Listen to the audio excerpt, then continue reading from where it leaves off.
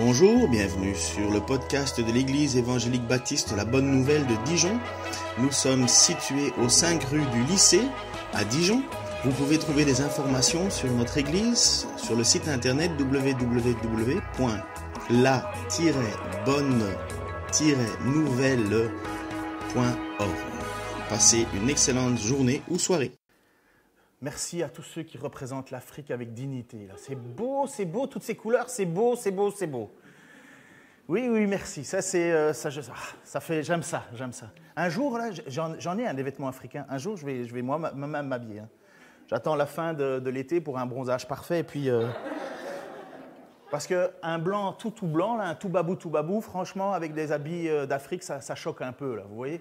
C'est comme quelqu'un qui s'habille en ninja, mais qui ferait 120 kilos comme moi. Il y a quelque chose qui ne marche pas. Pour sauter au-dessus des murs, il y a quelque chose qui... Donc voilà, vous êtes beaux. Et les autres aussi, hein, bien entendu. Ah ben oui, quand même. Oh. Mais il y a moyen de faire mieux. Ça sera au ciel.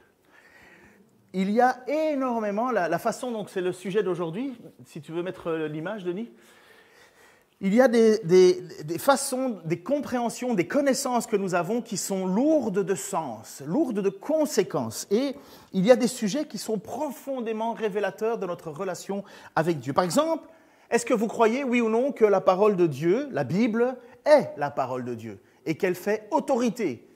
Est-ce que vous croyez ça ? Normalement, en tant qu'évangélique, c'est la base. Un évangélique, la première chose qui définit un évangélique, c'est de reconnaître que la parole, la Bible, c'est la parole de Dieu et qu'elle fait autorité suprême sur tout le reste. J'ai des amis que j'aime énormément, qui font partie du mouvement catholique renouveau charismatique dans le milieu catholique. Donc ça veut dire qu'ils ont quand même un amour de Jésus, il faut le reconnaître. Mais ce n'est pas forcément la Bible qui a priorité. Même s'ils la lisent, et je suis toujours étonné et émerveillé de les voir, mais ce n'est pas leur présupposé. Donc forcément, ça fait beaucoup comme différence, et ça témoigne beaucoup. Si je vous dis, mais la Bible dit, que vous me répondez, oui, mais la Bible, c'est quoi la Bible, ce vieux livre ? Ben, ça va en dire beaucoup sur votre relation avec Dieu, finalement. Puis aussi, si vous pensez que Dieu a donné une loi ou pas, est-ce que Dieu va juger le monde ? Est-ce que Dieu a donné une loi ? Est-ce que les 10 commandements sont finalement la manière dont Dieu va juger le monde ? Et le premier commandement, tu aimeras ton Dieu de tout ton cœur, de toute ta force. Deuxième commandement, tu ne te feras pas de représentation de ce qu'il y a sur le ciel ou sur la terre. Et troisième commandement, tu ne prendras pas le nom de ton Dieu en vain. Déjà, ça concerne uniquement notre relation avec Dieu, mais Dieu nous jugera à travers la loi qu'il a donnée. Alors, si tu crois que la loi n'existe plus, ben alors le péché n'existe plus, puisque c'est le péché c'est la loi qui montre que nous sommes pécheurs. Sans loi, il n'y a pas de péché. Et c'est la loi qui définit ce qui est péché ou pas. Donc, si tu crois que Dieu n'a pas donné de loi, ben alors finalement, ça en dit long sur ta relation à Dieu. Et puis, définir aussi que nous sommes pécheurs. Si tu te crois non pécheur, si tu penses que le péché n'est pas en toi, finalement, tu n'as pas besoin non plus d'un sauveur, et finalement, Dieu n'a rien à te reprocher, et let's go to the paradis, direct. Mais non, ça va encore définir ce qui tu es. Est-ce que tu crois que la parole de Dieu fait autorité ? Est-ce que tu crois que Dieu a donné une loi ? Est-ce que tu crois que tu es pécheur ? Tout ça, ça amène véritablement vers le besoin d'un sauveur. J'ai besoin d'un sauveur. Et là, nous avons une petite histoire. Ce matin, nous allons voir dans le Marc chapitre 12, de 18 à 27, nous allons voir le parti des Sadducéens qui viennent pour piéger Jésus, de nouveau. Le texte avant qu'on avait vu dans Marc, ils étaient venus pour voir s'il fallait oui ou non payer l'impôt à César, et là ils lui vont lui poser une autre question, encore une fois dans le but, et le seul unique but de piéger Jésus. Ces gens-là, on est sur la fin du ministère de Jésus, quelques jours avant sa crucifixion, son arrestation-crucifixion. Ils veulent piéger Jésus. Ils essayent de trouver des moyens de le discréditer et de trouver le moyen de le faire périr. Et voilà que Marc 12, 18 nous dit « Des Sadducéens vinrent aussi le trouver ». Et puis il y a cette petite précision que Marc nous donne. Ils prétendent que les morts ne ressuscitent pas. Et ils lui demandèrent. Donc les Sadducéens, en fait, c'est un groupe de prêtres. Ce sont des personnes qui ne croient pas à la résurrection, qui ne croient pas que Dieu agit sur terre, qui sont des légistes, donc ils aiment et ils étudient beaucoup et très fortement la loi, donc ils sont toujours en train de scruter les Écritures, et ce sont des personnes qui sont très imbus d'eux-mêmes. Si je vous dis que Dieu n'intervient pas sur la terre, ben finalement, tu es Dieu toi-même. Je fais ce que je veux, puisque Dieu n'intervient pas. Si je te dis que Dieu ne te jugera pas, puisque une fois que tu es mort, tu es mort. Il n'y a pas de résurrection des morts pour eux. Il n'y a rien de tout ça. Christophe, mets-toi en avant, s'il te plaît. Viens ici t'asseoir, ce sera plus facile. Bienvenue à vous.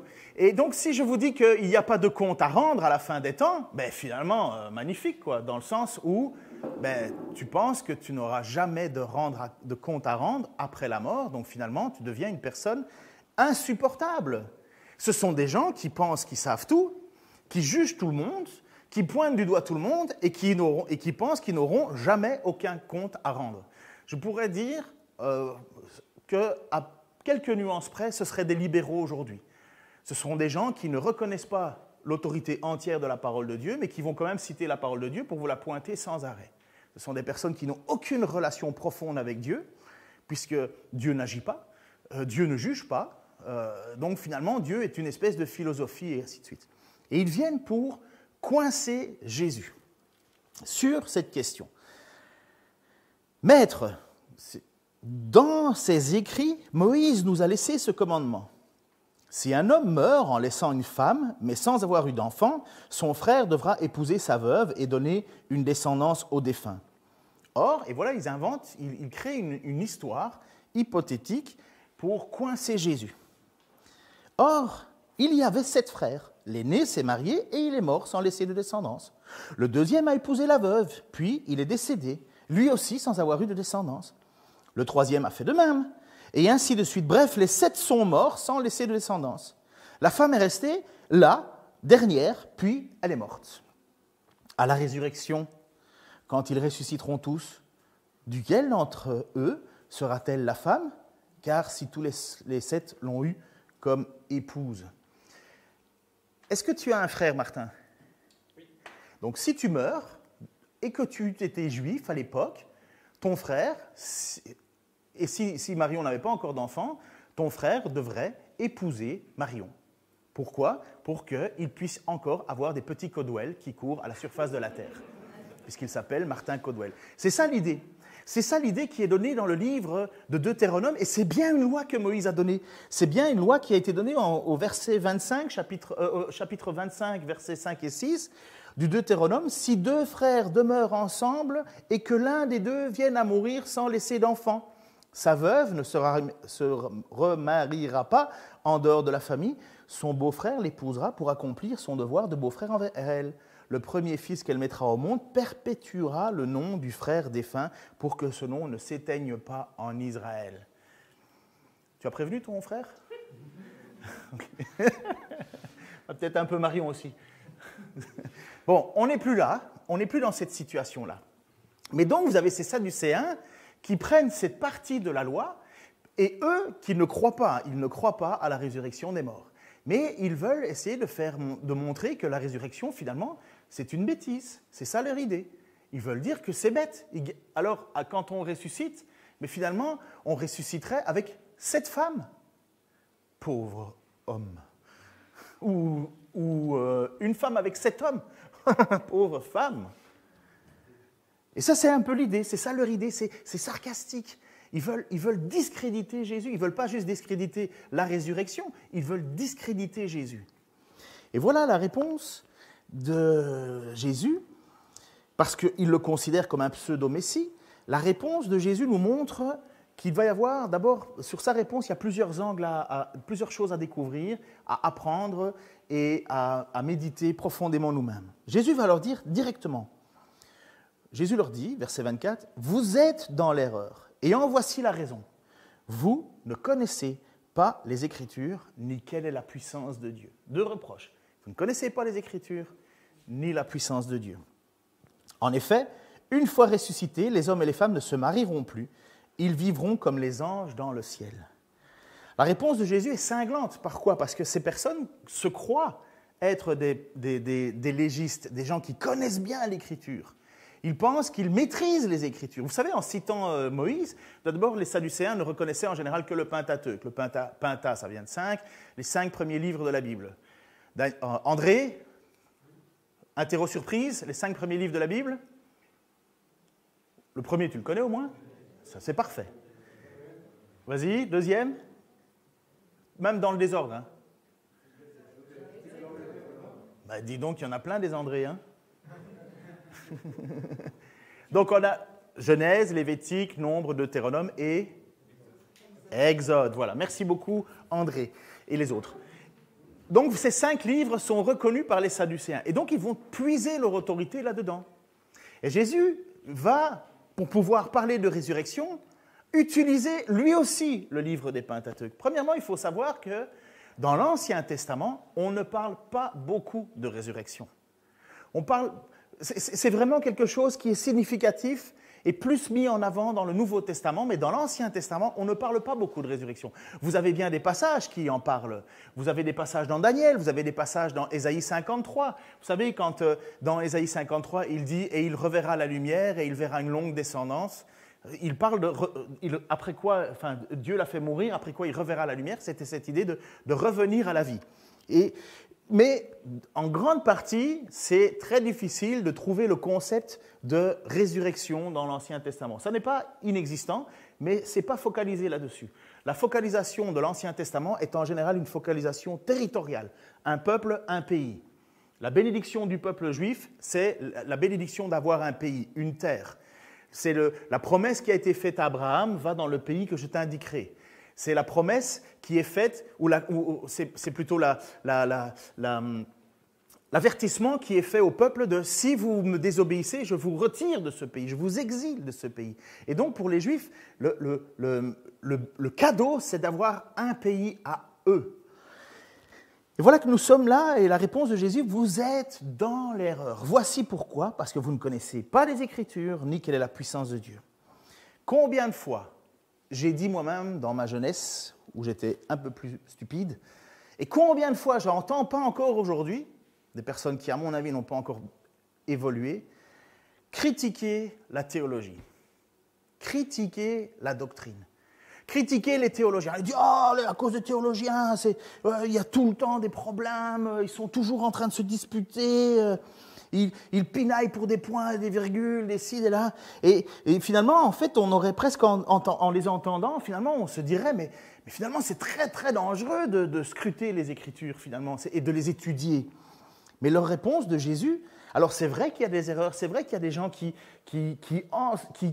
tirent vers eux des pans de la chrétienté avec des mauvais enseignements. Mais la réponse de Jésus n'est pas qu'il faut arrêter d'étudier, ou que... Non, il dit, vous êtes dans l'erreur parce que vous ne connaissez pas bien la parole. Et ça, c'est un des gros problèmes de ces Sadducéens, et je crois encore pour nous aujourd'hui, ils ne connaissent pas, je ne connais pas assez bien la parole. Jésus n'est pas en train de leur dire, il faut arrêter de tourner autour du pot, de regarder mal la parole. Enfin, non, vous ne la connaissez pas bien, et non seulement vous ne connaissez pas bien cette parole, mais en même temps, vous ne connaissez pas bien la puissance de Dieu. C'est ça qui est incroyable. C'est combien d'entre nous évaluons-nous nos connaissances à la lumière de la Bible? Combien de fois j'entends, et vous entendez certainement autour de vous, moi je crois que... Et parfois, quand je suis excédé, j'avoue que c'est très humain ma manière de réagir, je dis, mais écoute, toi tu crois que, ok, sur base de quel diplôme, d'abord, puisque tu te définis autorité. Moi je, ok, premièrement, alors on va faire bêtement, montre-moi tes diplômes. Si tu veux diriger, si tu veux enseigner, si tu veux être en avant, si tu veux donner à d'autres ce qui doit être cru ou pas cru, et que tu reçois l'autorité, as-tu pris du temps d'être enseigné toi-même? Je ne dis pas qu'il faut forcément un diplôme, mais 2 Timothée 2,2, ce que tu as entendu, retransmets-le à des hommes fidèles qui eux-mêmes le transmettront. Ça veut dire que pour pouvoir enseigner, il faut être enseignable. On ne se lève pas un mât matin en disant « je suis enseignant » ou « je vais diriger le peuple ». Jacques dit « ne soyez pas nombreux à vouloir être enseignants parce qu'on va devoir rendre doublement compte ». Et donc la question de « moi je crois », c'est exactement ce que les Sadducéens disent. « Nous croyons que ». Et Jésus leur dit « vous êtes gravement dans l'erreur parce que vous ne connaissez pas l'Écriture, et vous ne connaissez pas la puissance de Dieu. Mais eux s'étaient fait une doctrine, une théologie sur mesure. Et cette doctrine et cette théologie sur mesure faisaient qu'ils ne devaient plus rendre de compte à personne, et même pas à la mort, puisqu'il n'y a pas de résurrection. Donc ils n'auront même pas de compte à rendre à Dieu. Ah ben on crée sa vie comme ça, facilement. Et Jésus, lui, au contraire, nous dit, c'est pas le fait d'étudier les Écritures qui est le problème, c'est que vous les étudiez mal. Et est-ce qu'on évalue, et j'espère que c'est votre cas, que vous avez au moins une fois dans votre vie, depuis que vous avez découvert Jésus-Christ et le message, que vous avez au moins une fois dans votre vie lu la Bible en entier, du début à la fin. La grande mode aujourd'hui, c'est de se contenter d'un petit verset qui passe sur Instagram et dire « Oh, ça fait du bien à mon cœur, à mon âme ». Et hop, post suivant, une blague, du Gorafi ou un truc dans ce style.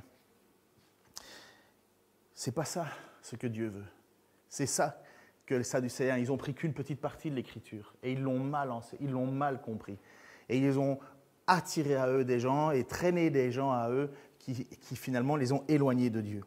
Non, je pense et j'espère que j'espère que vous avez lu au moins une fois la Bible au complet, juste la lire, mais pas n'importe comment.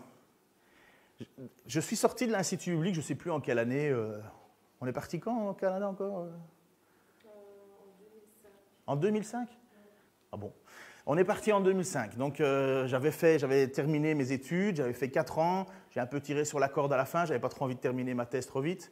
Et je me souviens que je suis arrivé au Canada et je me suis assis à un certain moment sur le bord de mon lit et j'ai fait cette constatation devant Dieu, je ne te connais pas.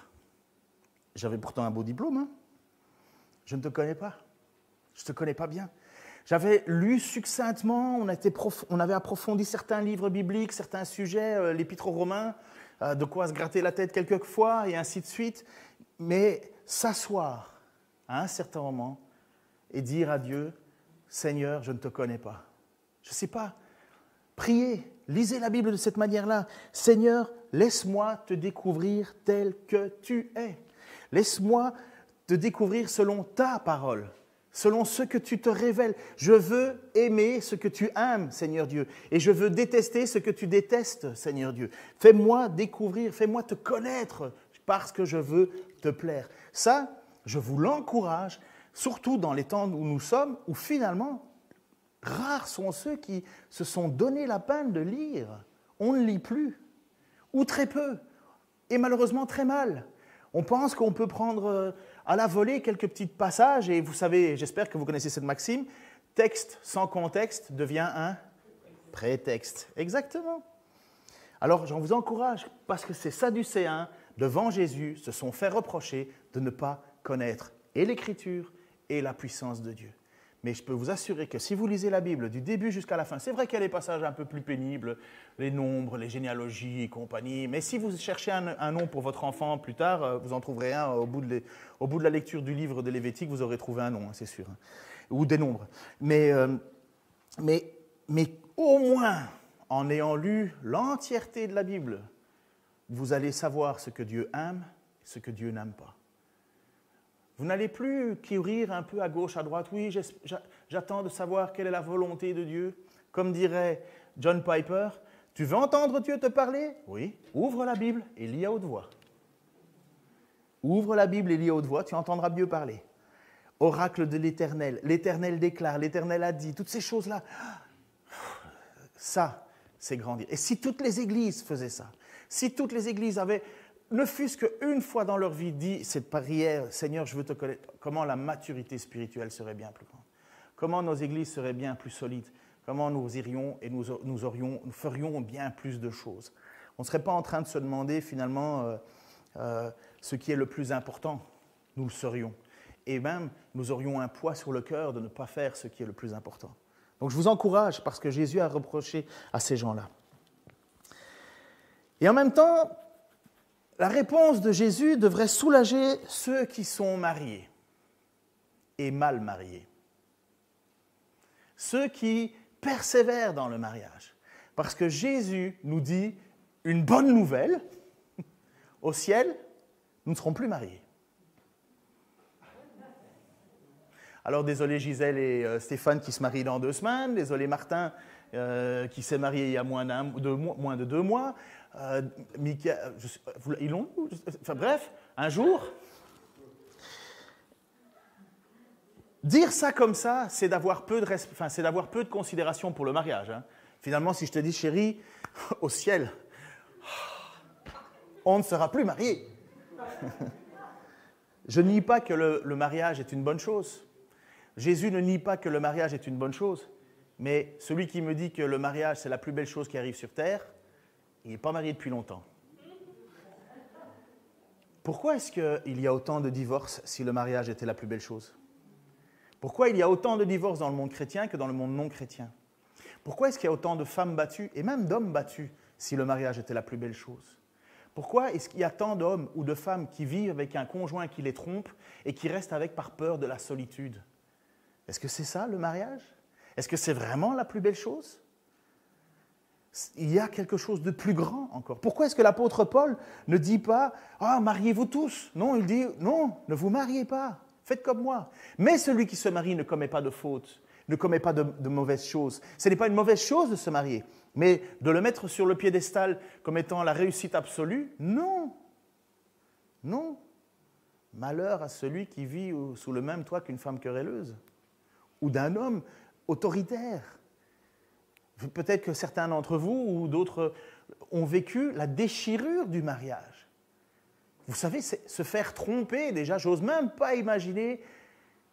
Enfin, on appelle, vous savez que, par exemple, quand il y a un meurtre passionnel, il y a une circonstance. Imaginons qu'un époux rentre à la maison et qu'il voit son épouse en relation sexuelle avec un inconnu, ou pire encore, son meilleur ami. Vous savez que s'il le tue au moment même, il y a des circonstances aggravantes et on appelle ça un meurtre passionnel. Et on va le dire que la charge émotionnelle était tellement énorme qu'il n'a pas pu se contrôler. Et on va considérer une circonstance atténuante et sa peine ne sera pas circonstancielle. Ce ne sera pas la même chose que quelqu'un qui est au courant que sa femme se fait tromper et qu'il prémédite un meurtre. Mais parce que c'est d'une violence forte, la déchirure. Quelqu'un qui te connaît ou qui t'a connu dans ton intimité la plus profonde, qui devient maintenant ton meilleur ennemi, au ciel, c'est fini.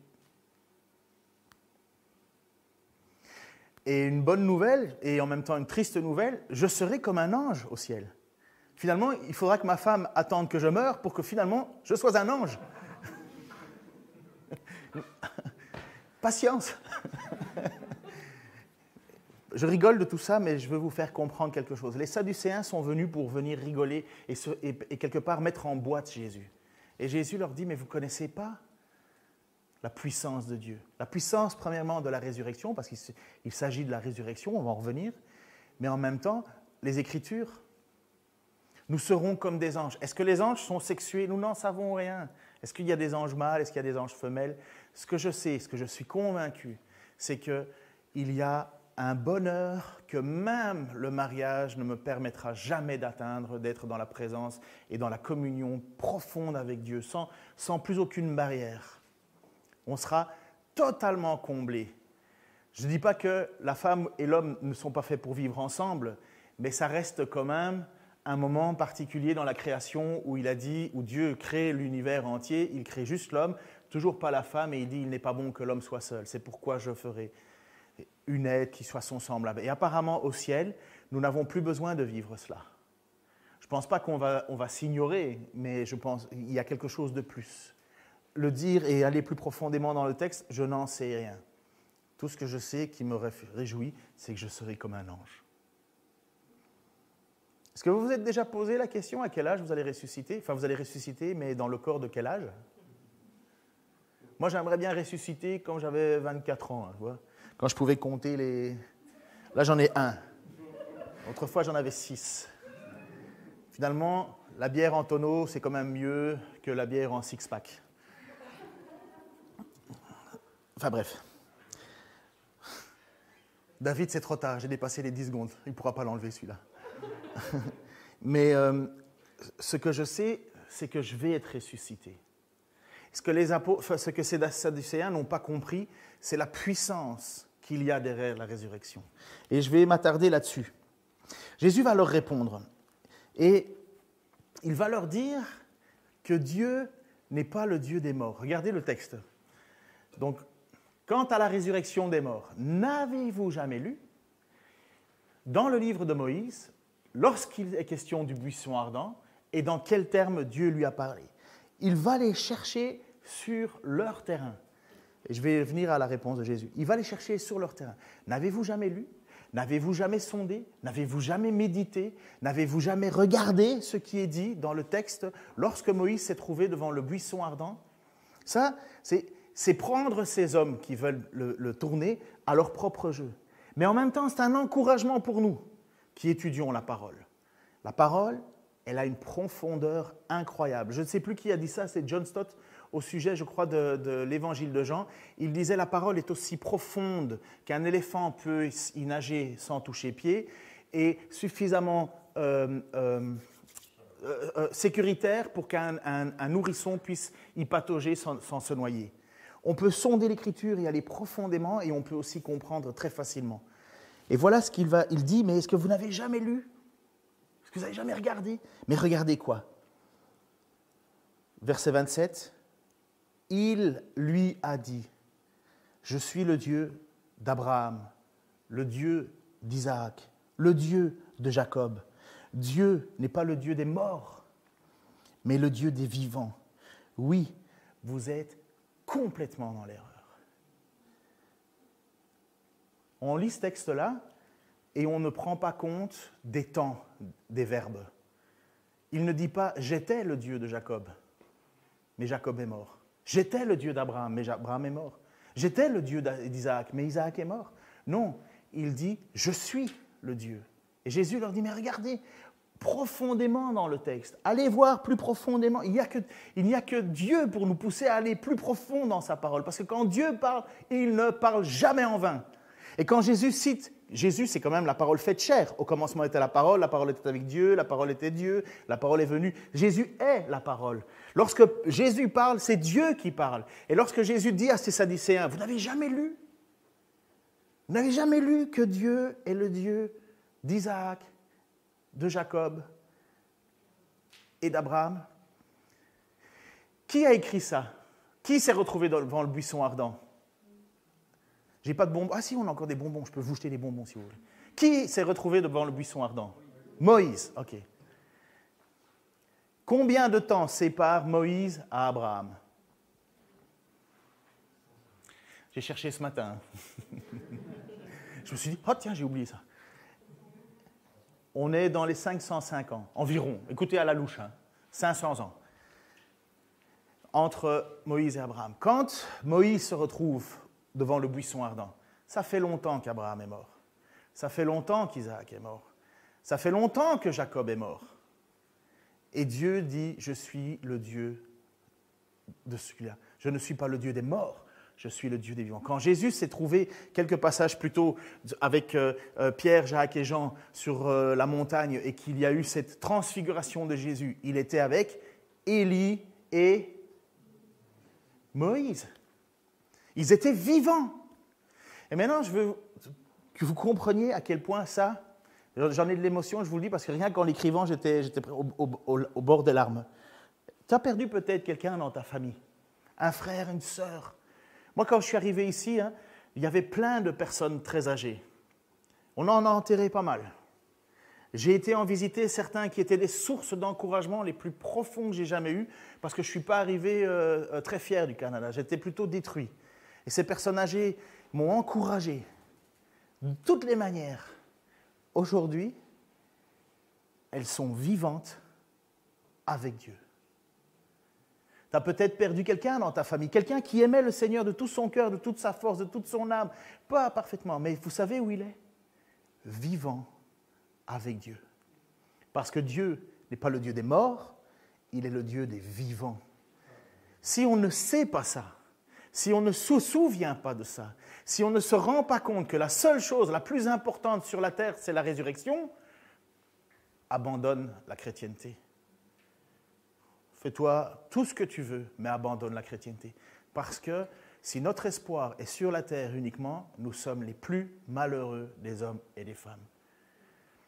Moi, je n'ai pas envie de vivre dans ce corps et dans cette vie une éternité. Je rêve d'une meilleure vie. Je rêve d'un endroit où, finalement, Dieu sera aussi évident que le soleil. Je rêve d'un endroit où je n'aurai plus de lutte avec le doute, où je n'aurai plus de lutte avec mon péché, où je ne serai pas là en train de pleurer sur ce que je suis, où je rêve d'un endroit où les relations entre nous ne seraient pas constamment gâchées par l'hypersusceptibilité ou le manque de tact. Je parle de l'Église, là. Le conflit perpétuel entre ceux qui manquent de tact et ceux qui sont vexés continuellement. Pas qu'on veuille le faire. Fini toutes ces situations. Un monde parfait. Mais honnêtement, si ce monde parfait existe, il ne faut pas que j'y aille. Pas comme ça. Pas maintenant. On arrive déjà difficilement à s'entendre dans un couple. Mais il faut que je sois ressuscité. Il faut que je sois une nouvelle personne. Il faut que je sois déchargé de tout ce qui fait de moi la nature pécheresse pour seulement mon âme être sauvée. Et ça, c'est la puissance de la résurrection. Vous savez, c'est étonnant. J'ai écouté des prédications sur ce passage-là, et à un certain moment, j'ai écouté une prédication d'un gars, je ne sais pas où, en Suisse, et il a donné des statistiques qui m'ont vraiment ébranlé. Alors, pour la France, en 2009, un sondage disait que seulement 13% des catholiques, at large, ma mère se dit catholique, donc c'est vraiment très très large, 13% des catholiques croient en la résurrection. Enfin, vous savez très bien que beaucoup de gens se définissent catholiques. Le pourcentage augmente tout de même chez les catholiques pratiquants pour s'établir à 31%. Pratiquants, ce sont certainement ceux qui vont au moins une fois à Noël, à Pâques. Et puis la moyenne est dépassée chez les pratiquants réguliers, où là, il y a 57% des catholiques en 2009 qui croient à la résurrection. 57%. Mais que font les 43 autres?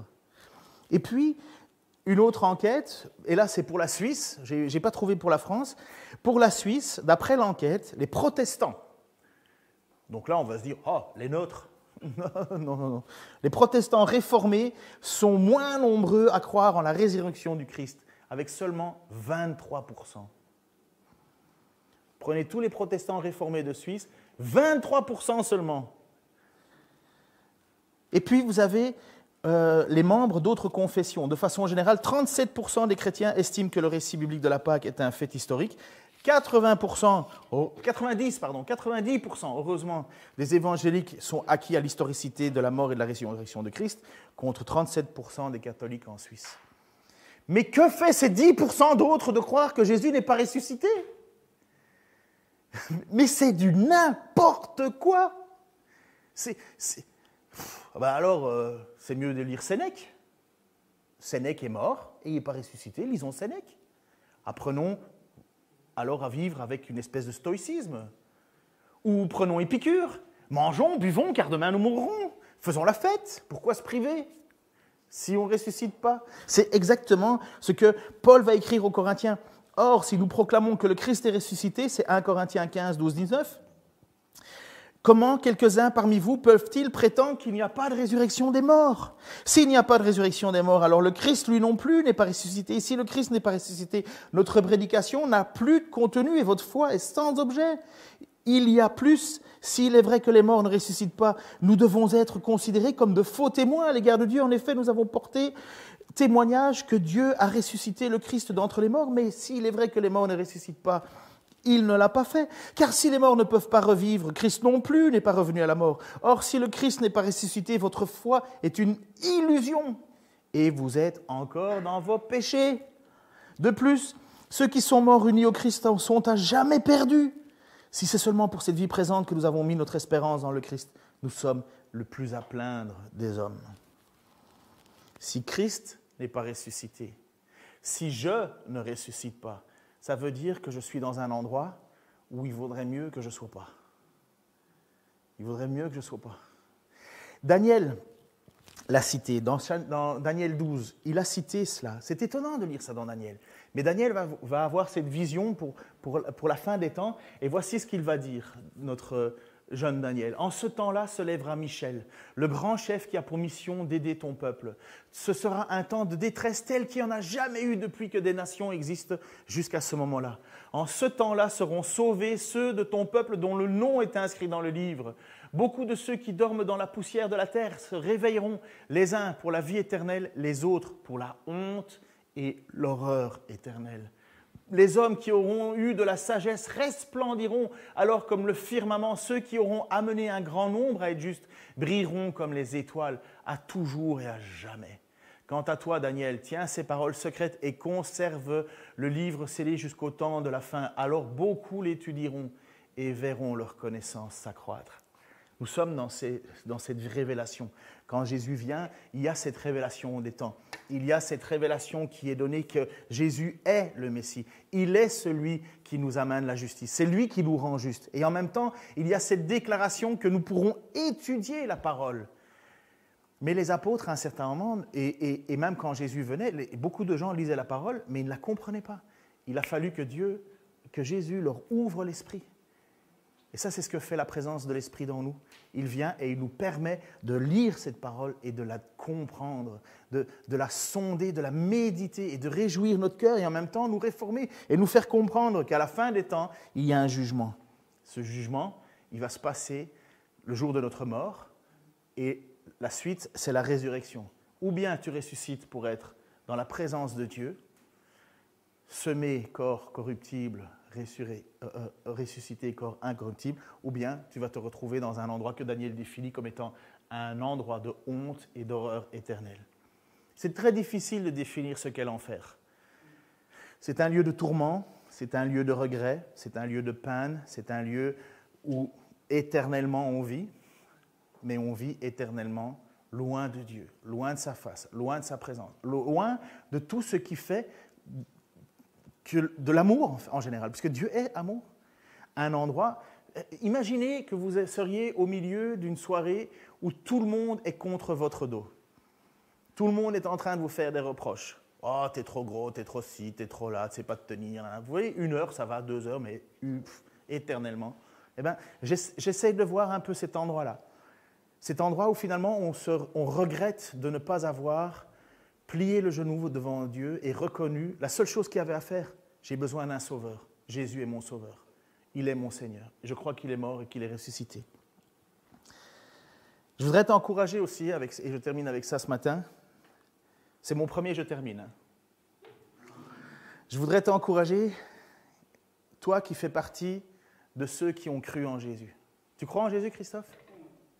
Tu crois en Jésus? Est-ce que Jésus te connaît? C'est la présence de l'Esprit en vous. Vous le savez si Jésus vous connaît. Tu peux pleurer devant Jésus. Tu pleures devant Jésus parfois?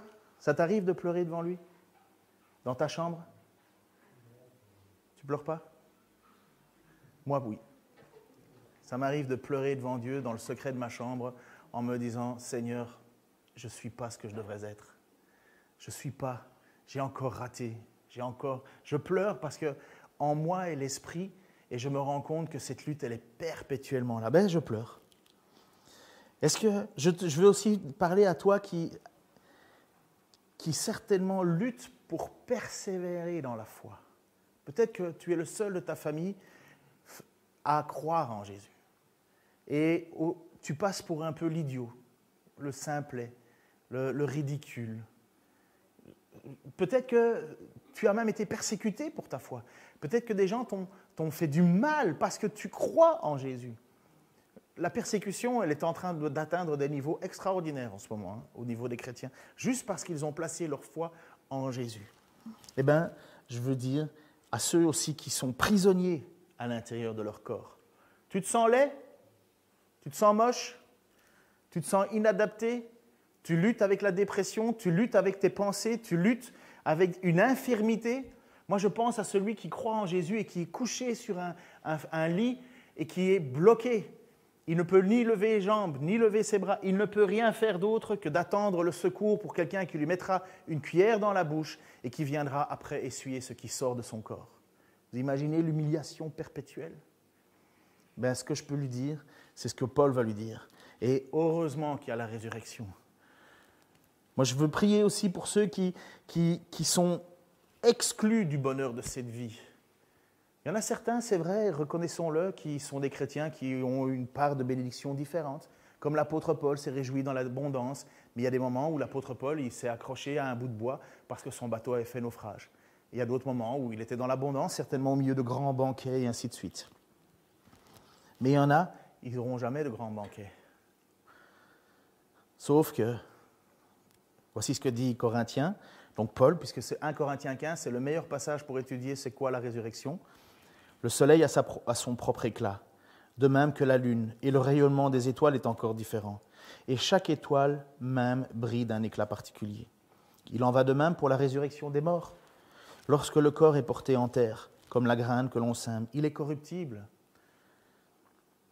Et il ressuscite incorruptible. Vous imaginez ce que c'est qu'un corps incorruptible? Semé faible et infirme. Je ne sais pas ce que vous avez comme infirmité ou faiblesse, mais ressuscité, plein de force et glorieux. Je m'imagine un corps plein de force et glorieux. À côté de ça, Superman, là, il est nul. Hein? Il n'y a aucune commune mesure entre un gars qui met un slip au-dessus d'un pantalon, mais je veux dire, on n'est pas à la hauteur de ça. On est au-dessus, glorieux. Glorieux, ça veut dire émané de l'Esprit de Dieu. Il y a seul Dieu qui mérite la gloire. Et nous serons ressuscités forts et glorieux. Et puis, il dit aussi, ce que l'on enterre, c'est un corps doué de la seule vie naturelle. Et ce qui revit, c'est un corps dans lequel règne l'Esprit de Dieu. Pour le moment, l'Esprit de Dieu, il lutte avec mon esprit. Vous savez ça? On est dans la fin des temps, c'est la nature entière et la terre entière attend finalement le renouvellement et nous soupirons dans des murmures inexprimables en attendant finalement la résurrection totale. Le dernier Adam, l'Écriture, ne déclare-t-elle pas, le premier homme, Adam, devint un être vivant, doué de vie naturelle, le dernier Adam est devenu, lui, un être qui est animé par l'Esprit, communique la vie. Mais ce qui vient en premier lieu, ce n'est pas ce qui appartient au règne de l'esprit, c'est ce qui appartient à l'ordre naturel. Lorsque je suis sorti du ventre de ma mère, je suis né naturel. Il n'y a personne qui naît chrétien. Personne.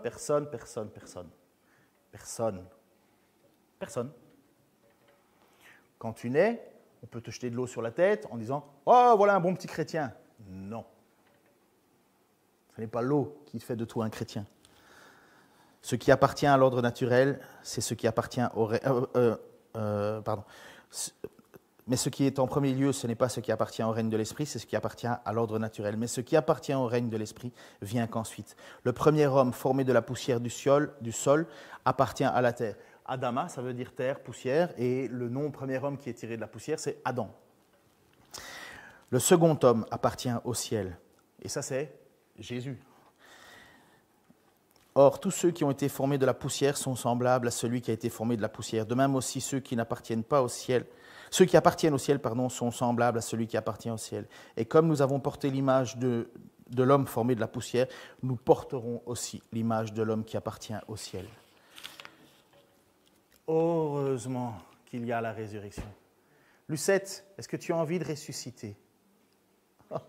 Mente, est-ce que tu as envie de ressusciter? Amen.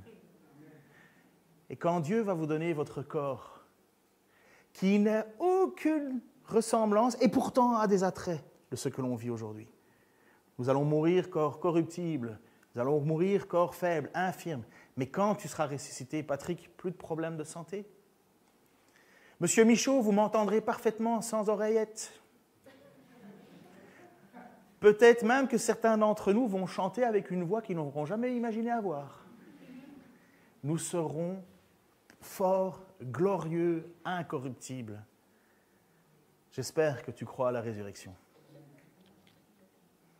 Seigneur, merci parce que cette résurrection, c'est la plus belle chose que nous puissions attendre, espérer. Nous pouvons souffrir, nous pouvons avoir des temps difficiles, Seigneur, des temps où même on douterait. Mais nous savons que nous ne sommes plus de cette terre. Tu l'as dit, Seigneur, tu n'es pas du monde. Et nous ne sommes plus de ce monde. Nous sommes encore dans le monde. Seigneur, tu nous utilises pour une mission. Tu nous utilises pour te faire connaître, pour faire connaître à d'autres qui tu es, cette grâce que tu nous offres. Mais Seigneur, qu'est-ce que j'attends ce retour à la maison? Je sais que tu nous as préparé une place. Nous ne la méritons pas, Seigneur, mais tu l'as fait. Tu t'es offert toi-même, Seigneur. Tu nous as montré que la mort était vaincue. Tu es ressuscité, Seigneur. La mort est finie. Seigneur, c'est vrai, nous mourrons. Et le dernier jour, à mon dernier souffle, Seigneur, je sais que je m'en vais vers toi. Seigneur, ce n'est pas que je le mérite, c'est que j'ai foi en toi. Ce n'est pas que j'aurais fait quelque chose de plus ou de moins, c'est que je sais que tu as tout accompli. Seigneur, je te demande de me garder humble encore et de continuer à avoir cet espoir en la résurrection. Seigneur, comment peut-il se faire que des personnes se disent être de toi et ne croient pas à la résurrection? Seigneur, tu as eu bien raison de dire à ces Sadducéens qu'ils étaient dans l'erreur, totalement. Et Seigneur, je viens te demander de nous aider à fonder notre foi sur ta parole. Elle est la plus grande des certitudes. Elle ne bougera pas, elle ne changera pas. Elle est vérité absolue. Elle est toi. Et Seigneur, je te prie que cette parole, nous puissions la méditer, la lire pour te découvrir, pour connaître qui tu es, pour voir à quel point tu es un Dieu qui ne change pas, qui est plein de promesses, mais qui ne tient pas le coupable pour innocent. Seigneur, je suis coupable devant toi. Et je te remercie que Jésus a payé le prix. Et je te remercie surtout qu'en ressuscitant Jésus, tu as montré que tu as accepté ce prix. Merci Seigneur, dans le nom de Jésus-Christ. Amen.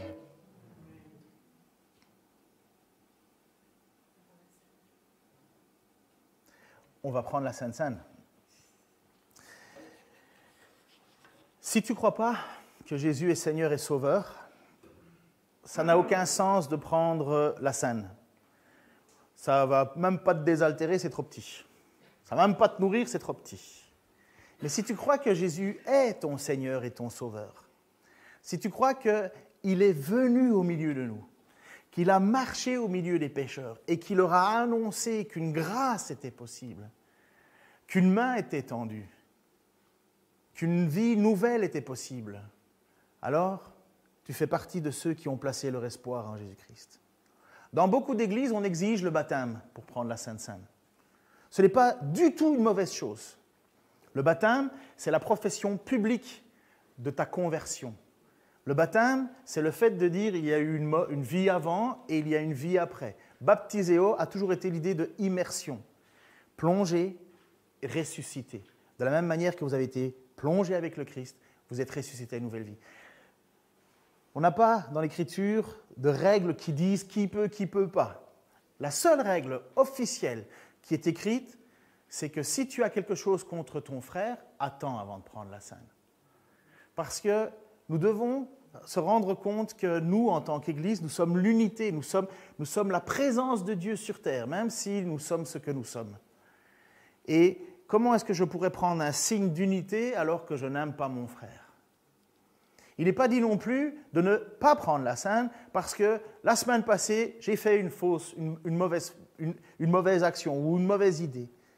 En fait, si tu sais que tu es pécheur et que tu as commis quelque chose, plie le genou devant le Seigneur, crie à lui et prends cette Seine en signe de pardon.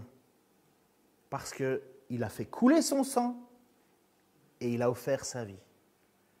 Les 12 apôtres étaient loin d'être dans la sainteté. Mais Jésus a pris ce signe au milieu d'eux. Par contre, ne le faites pas du tout parce que votre voisin le fait et parce que vous vous dites, tiens, je suis dans une église, peut-être que ça va me donner un petit boost. Ce n'est pas de l'huile essentielle. Ce n'est pas de l'encens qui va tourner autour de vous, rien d'autre. Par contre, ce que je suis certain, c'est que ce sera un jugement que Dieu vous demandera. Pourquoi tu fais ça en mon nom ? Et voilà pourquoi il est dit de réfléchir à ce que l'on fait. Il est plus honnête de se positionner en disant « Seigneur, je crois que je ne te connais pas encore comme Seigneur et Sauveur. Je ne vais pas prendre ce signe en mémoire de toi. Je ne sais pas qui tu es. Mais pour le peu qu'espoir que tu as et que tu crois en Jésus, le Seigneur nous accueille à sa table. Je pense qu'ils sont prêts pour les... On va chanter un dernier chant. Vous savez, la scène aussi, ça peut être un moment de retour à Dieu. Seigneur, aujourd'hui, 9 août, je reviens à toi. On va laisser les chanteurs, les chantres, les musiciens jouer, et après leur chant, Martin, tu donneras le go pour prendre la Sainte Seine et tu prieras pour, si tu veux bien.